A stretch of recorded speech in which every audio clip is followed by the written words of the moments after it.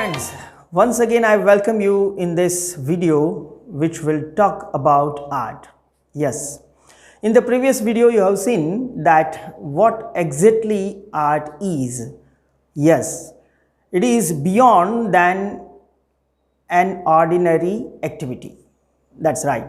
Now today in this video we are going to discuss some of the definitions of art, especially given by some of the great philosophers and writers. Now, as you know very well that art is a creative expression. Now, that creative expression means, first let us examine this first definition, that art is a creative expression. Expression here refers to anything or any way that an animate creature wants to say to the world. Yeah, whether it's a plant, whether it's an animal, whether we all human beings always want to say something in any form. Yes, that are very accessible to us. Even a small child cries to have something, right? So that is an expression. Even the flower blossoms, that is an expression. And even a small rivulet that jumps from the hill, that is also an expression in nature. So here when we refer to creative expression, that means something is added to that expression. And so the first definition, which is very simple, that is art is a creative expression. I hope that you understand this in a very simple language. Now let us go just deep, not exactly deep but being very specific.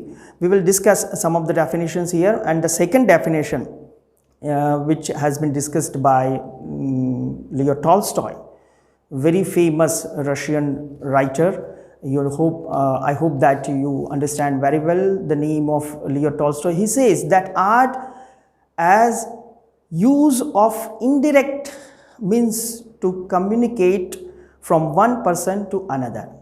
So here also once again we describe, or we can see here that here is also communication is in the center, that one person wants to say, to communicate something to the other.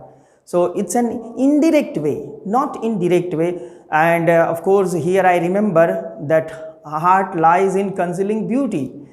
That means it's an indirect expression, not the artist directly does not say anything, but it conceals, the artist conceals something in form of art that he wants to say, he wants to convey, he wants to communicate to the world. So that is an indirect way of communication, what Tolstoy emphasizes on.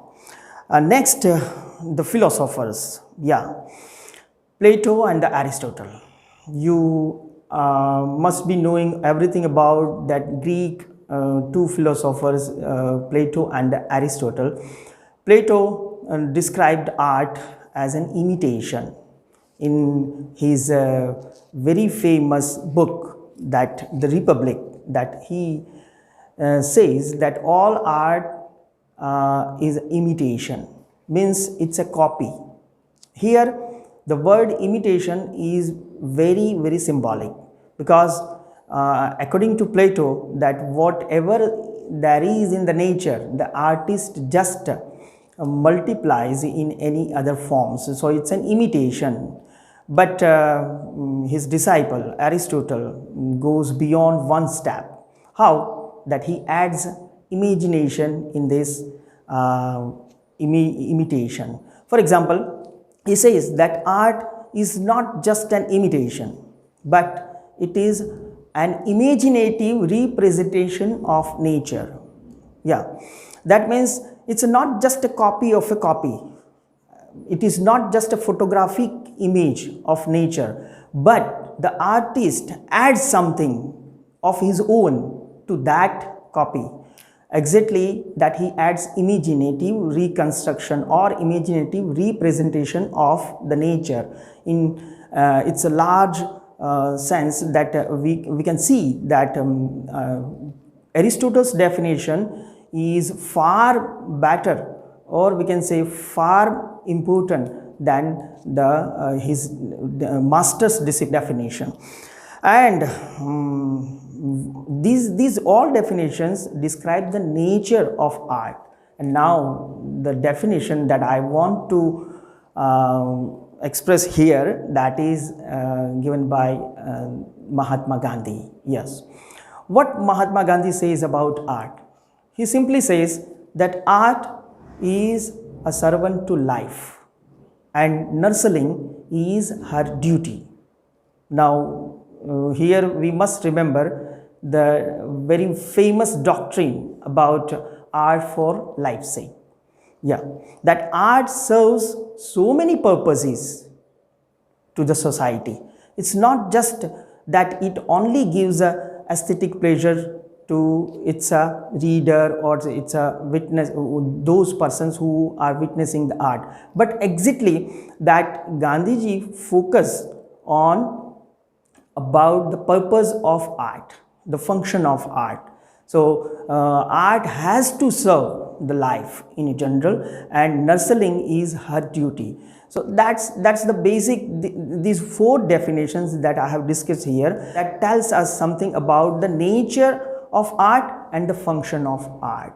I hope that you understand all these four definitions. It's very simple, and let me say that now you also form one definition based on these four definitions, and I hope that you just analyze the key terms of four definitions and then make one definition of your own. And in next video we will discuss some of the wonderful elements of art. Thank you once again.